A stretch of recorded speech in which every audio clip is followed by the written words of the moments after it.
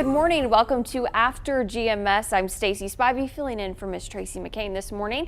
Here with meteorologist Christian Morgan. You probably saw me on the big God camera going like this because not only is it cold in here, it is cold outside too. It's cold outside, it's foggy outside too, and that's really the biggest piece of our forecast this morning. So I would say this, keep in mind if you're out and about early this morning, you're going to be dealing with that thick fog. You can't even make out the buildings in Greensboro or in High Point right now, and you can barely see the flags in downtown Burlington right now as it stands there. Temperature-wise, we're still pretty cold, but notice where that fog is. It's kind of locked in for the triad proper. Not really an issue in the foothills, not an issue east of here. We've got that cold air and that moisture banked up against the mountains, and so we have those visibilities below a mile, and that cold air wedge is holding strong. Check it out, 34 in Greensboro now, 36 in Winston-Salem, 40s in the Wilkesboros and 40s over in Raleigh. It's even warmer in Boone right now than it is in the Triad. If we zoom out on a wider view, notice there are 50s down to our south, and a lot of that warm air will start to move in as we go into the middle of the day. But just as quick as it gets here, there's a lot of cold air waiting to arrive as we go into your Saturday. So it's a quick-lived, nice, comfortable afternoon of weather. High pressure in control of our weather now. That's what gives us the sunshine today, but it quickly moves away from us. Really, this area of low pressure and a strong cold front are going to be our big weather players late tonight and through early Saturday morning. Strong area of low pressure loaded with moisture moving out of the Gulf, and that's going to bring some heavy rain. It'll also bring strong winds to us as well. And once that moves by, honestly, by the time you wake up on Saturday morning, the front is already by and the rain is starting to taper off, where there will be a secondary cold front on the heels of that moves by pretty quickly as well. And at that point, high pressure will build in with cold air from the north, and it is going to be windy all day long. So here's a closer look at it on Futurecast. We have sunshine for a good portion of the day. As we go into the afternoon, though, the clouds will start to thicken up, and if you're heading out with Friday evening plans, I would say to carry along the umbrella or the rain gear. There could be a few showers in the area after sunset tonight. Of course, the bigger deal doesn't come until we get overnight into early Saturday morning. Main timing here is going to be from about 3 a.m. until about 8 a.m. as that line of heavy rain and possibly some thunderstorms as well roll through the Piedmont. The rain will start to taper off by an 8 or 9 o'clock tomorrow morning, and it could end as a few snowflakes in the Piedmont. Now, I wouldn't hold my breath for that. If you want to see the snow, I hear the sigh. If you want to see the snow, take a trip to the mountains because they will actually get some decent snow and several inches, especially on the northwest facing slopes of the Appalachians. There is also a low severe weather risk for us tomorrow morning. It's very low, and it's mainly south and east of the Triad. Just a level 1 out of 5, just in a general risk for some thunder across most of the Triad tomorrow morning. And then as that front moves by tomorrow afternoon, that severe weather risk significantly shifts to our east, especially eastern North Carolina and the coastal regions of North Carolina and South Carolina are likely dealing with some nasty storms tomorrow. For us, the cold air will be rushing in. Take a look at where these temperatures are. Overnight, we'll see our temperatures at around 54 degrees, low mid 50s just after midnight. That's the warmest that we will be all day. As that front slides by, we fall into the 30s for Saturday afternoon, eventually on our way down into the 20s by the time that you're waking up on Sunday morning. So that will be a hard freeze. I would say if you've planted anything or you have any plants that have bloomed, cover them with fabric or bring them inside to protect those because they will die overnight with that hard freeze. Winds are going to be gusty all day, even outside of any thunderstorms. 30 to 40 miles per hour in the morning, gusting around 40 miles per hour in the afternoon as well. So not only is it going to be windy, we'll have rain, the temperatures will be falling. We're also going to have a wind chill factor to the air as well. So when we're in the 30s tomorrow afternoon, the wind is blowing, it's going to feel like it's in the 20s for your Saturday afternoon and especially Saturday evening. So there's everything you need to know in 3 main headlines: heavy rain and possibly storms. The main timing again is 3 a.m. until 8 a.m. and then the rain will taper off through about 11 a.m. and noon. Gusty winds all day, 30 to 45 miles per hour are possible, and those temps will be reversed, falling all day into the 20s by Saturday night. So again, here's today wrapped up nice and neat in one graphic. Patchy fog this morning, sun for the afternoon, climbing into the mid 60s. We do add in the clouds again this afternoon and watching for a few scattered showers for this evening. By the time we're done with Saturday, Sunday ends up being a pretty nice day of weather with sunshine. It's just cold in the 40s. Sunny 60 Monday, sunny mid 60s Tuesday. Watch another rain chance again by Wednesday. It's a lot, I know. Yeah, Jessica made me laugh because she put on here, oh, no, no, no. And then Scott was like, winter is not done yet. It's not done yet. Yeah, it is not over. So not only do we have a wild weekend of weather, It's also daylight saving time Sunday, where we spring forward an hour. And most people consider this losing an hour of sleep, but essentially you are gaining an hour of sunlight. The transition can be tough on some people. An Avant Health sleep expert shared some tips on how to prepare for this change to ensure a smoother transition to the longer days and shorter nights. Really watching your exposure to light. You should really avoid bright lights, cell phones, computer tablets in the hour before bed. And that can kind of help you to wind down. Your brain may produce more melatonin and help you to sleep when you have time to. Now, she also said one thing we can do to make sure our bodies are ready for the shift in time is making sure we get enough sleep. Most adults, she says, need 7 to 9 hours. She says it usually takes the body about a day to adjust to losing an hour. And during the Good Morning show, we asked you all, how do you wind down before sleep? Here's what some of you had to say. And it looks like we don't have that, but that's okay. So tell us in the comments right now, do you typically put your phone down an hour before? Do you crack open a good book, maybe listen to some music? Christian, I know that you're talking about that. You like to listen to some music. I do, and we were talking earlier about whether people wind down with, nice and easy and calming music or maybe some jazz, but I listen to a little bit of everything. I mean, I can listen to classic rock even before bed. I don't know. I just typically don't have much trouble falling asleep. And a lot of times I'll even listen to some of our praise and worship music for Sunday because I play drums at church, and a lot of times I haven't rehearsed enough. So I use that opportunity to listen to it and get it in my mind for Sunday. But you really don't sleep all that much. I don't. I'm just one of those people that doesn't really require a lot of sleep. I don't know the last time I got 8, 9 full hours of sleep. Oh my gosh. I mean, I usually run on about, even when I'm not working. When I'm working, I try to get at least 6 full hours, and then I can take a nap in the afternoon. But even when I'm not working, I just don't require a lot of sleep. I'm the complete opposite of you. I require a lot of sleep. I know Chad Silber is kind of the same as me. We both require like 9, 10 hours of sleep to feel fully rested. If I get 6, I feel so tired. And y'all know I have a baby, so I don't really get much sleep these days, especially last night, but I'm happy to be here. So this weekend, I think that we definitely just need to adjust. Let's see what people are saying on here. Oh, Jessica, I'm right there with you. She said, I used to fall asleep easily, but now being a mom, I haven't slept good in about 10 years. Yeah, I'm only 8 months in, so we'll see how I am 10 years down the road. Joanne says she reads and talks to the Lord. Yeah, I noticed that when I do read at night, it does help me really fall asleep a lot faster. But I do notice if I try to pray a lot at night, I fall asleep during prayer. So I usually try to pray when I'm driving into work. I do a lot of my prayer time in the morning when I'm getting ready for work and when I'm coming to work, as opposed to, like you said, because I'll fall asleep. Oh yeah, especially when you're laying in bed and you close your eyes to pray. Just drift on. Let's see, what else is somebody saying? Rhonda says 5.5 to 6.5 hours of sleep works for me. So she's kind of like you Rhonda's with like that. Me. Energizer bunnies. Yeah. Oh, I wish I could run on that. Bobby, I drink a mixed drink before I go to bed. Being honest, honesty is the best policy. We'll keep weighing in on this conversation. We're going to have another about the weather, I believe, coming up in just a little bit. But let's go ahead and shift gears and get to some morning headlines for you. New this morning, Winston-Salem police say a woman died in an early morning crash around 2:30 a.m. Police responded to Old Salisbury Road. They say 38-year-old Kimberly Durham drove off the road and hit a tree. EMS pronounced her dead on the scene.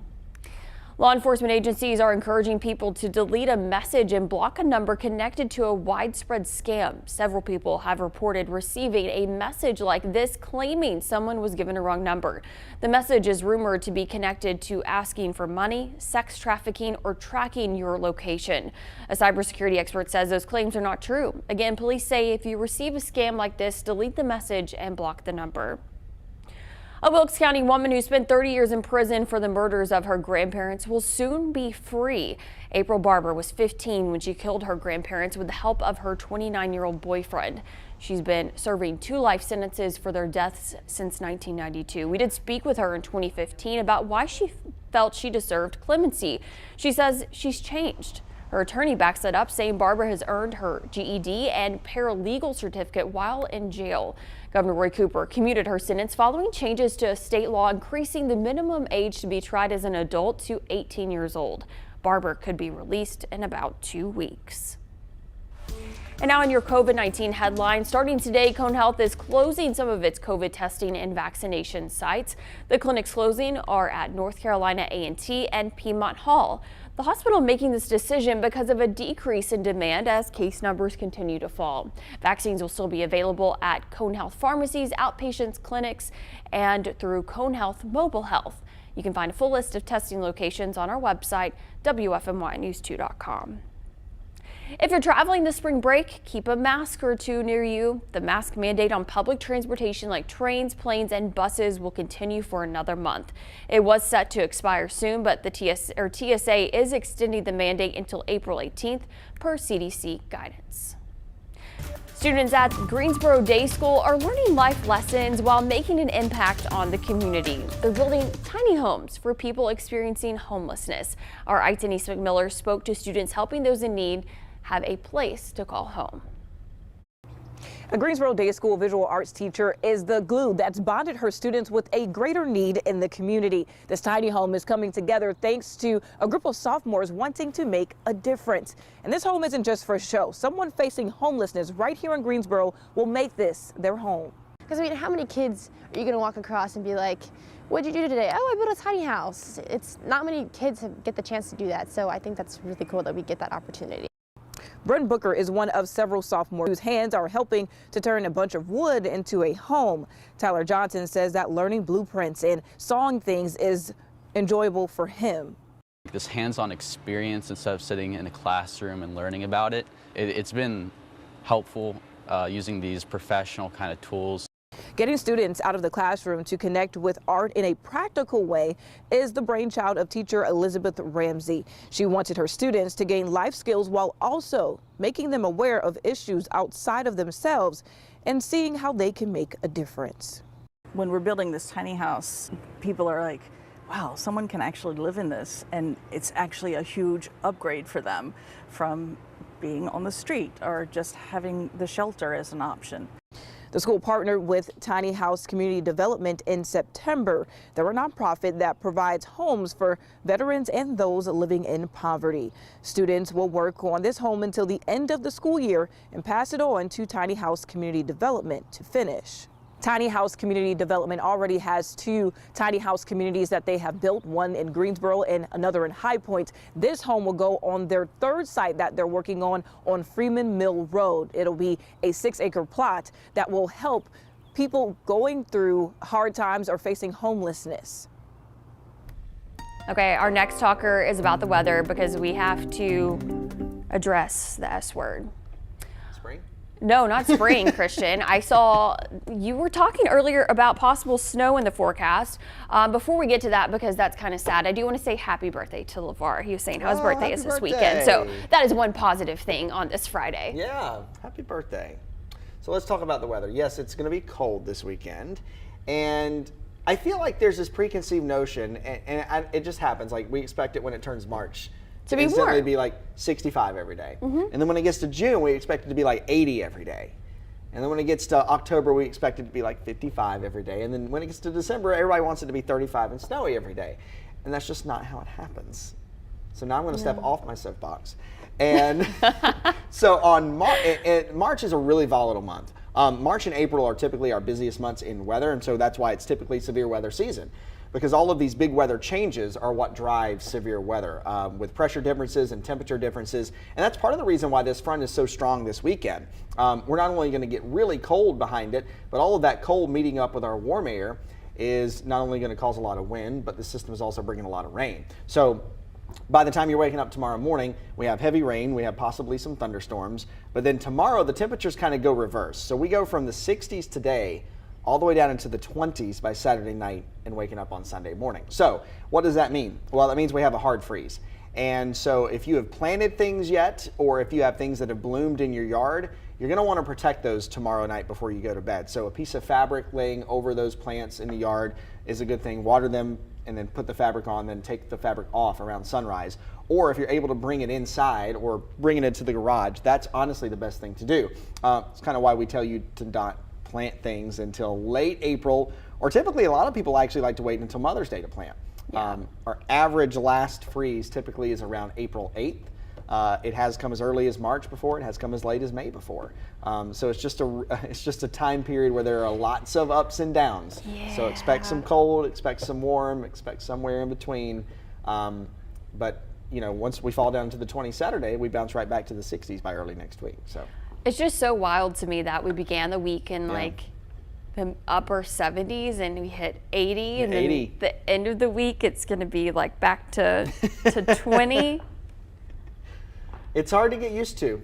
Well, You don't I really know how to about- dress. Right? Well, and then also it just affects allergies. Oh, yeah, I bad. feel like a lot of people get sick. I know our Avery Powell did a story about it last night. A lot of kids have been sick lately, so I feel like it just like affects everything. But, that's just part of it, of living in North Carolina. We should know by now the ups and downs of this weather. We should. And the other thing is, people don't really know. It's like, what do I do? It's like, do I put these winter coats up or do I leave them out, or what do you do? I would say just leave them out for now, right? Leave them out for now. Well, I don't know. You're the expert. What do you Leave them out for now. Leave them out for now. Okay. Yeah, you never know. You also okay. mentioned allergies too, and talk about tree pollen season. And here's the thing: this time of year, if it's getting warm, we're going to have bad pollen. I guess you can take the cold days and kind of sugarcoat them and say, well, they're low pollen days. And typically, our tree pollen peaks in April, mid-April, but we've already seen off the chart, levels of tree pollen this past week. Now I'm at that point where if I don't take my allergy medicine every day, it is rough. Oh, same. I do Zyrtec with, just Yeah. the pill, and then I also do Flonase. I have to double up because mine are so bad. And I noticed mine were bad this morning when I woke up. So, well, overnight when I woke up. So I think there is some relief, though, you're talking about in the forecast, if you want to show that. There's some relief coming up. Take a look at the 7-day. Tomorrow is a wild day of weather. I can promise you that. Rain and possibly storms in the morning, wind all day long, temperatures falling throughout the day, and that 54 that you see happens just after midnight. By Saturday afternoon, we're already into the upper 30s, 20s by the time you're waking up on Sunday. And then Sunday is a quiet day of weather. It's just cold. We have sunny and 40s for Sunday.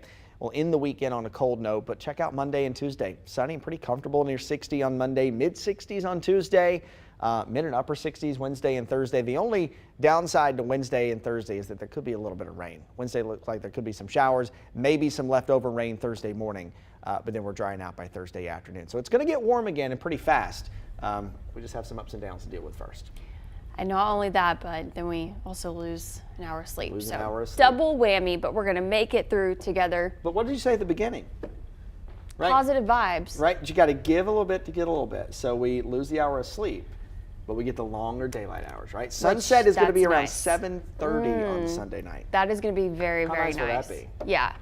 Well, we hope to get your weekend kick-started with some laughs, as always. So before we go, we want to show you the best of GMS, but we hope you have a wonderful weekend. We'll see you later at noon. Have a good weekend. You take a lot of trips to the vending machine anyway. I know. I use. I do. Used to we didn't have the ones that use credit cards. Right. That's a big mistake. It is a big mistake. It's so easy. On my credit card bill, it's vending. Mine Yeah. Wednesday. Yes. I know, right? We're almost there. So close. What is today called? Hump Day. Shout out to Marissa Tansino who brought that There back. you go. It's been a long time I've since been you were on the here. Good Morning Show. I think the last time I was here, I was like this big with my daughter. So she's 8 months old now. So it's been a little over 8 months. That's Wow. crazy. Well, welcome back to the Good Morning Show. The time is 6:30. Okay, I'll take it from here. I'm Tracy McCain here with Sydney Moore, meteorologist, Ed Matthews, and our Christian Morgan. You're laughing because we know what's going on behind the scenes, but it's all good. We will recover and move on. I'd like to shout out my mother, who's just very, very. Oh, there she is. Yay! Oh, Look at her styling. that and is profiling. nobody's mama. Okay. Oh, thank you. Now, did you teach her how to pose like that, or did she teach you? I don't know. I'm not really sure. Maybe I did, but I don't know. I don't want to say that. I think she just has the little hip, on her side and just said, hey, let me just do me. Like 3 kids, what? Well, International Women's Day makes me want to sing "Who Run the World" with Beyonce and just Yes. get it. So fun. I think you taught your mom. Ah! I'm convinced now. I'm convinced. After that little move. Yes, it was the move.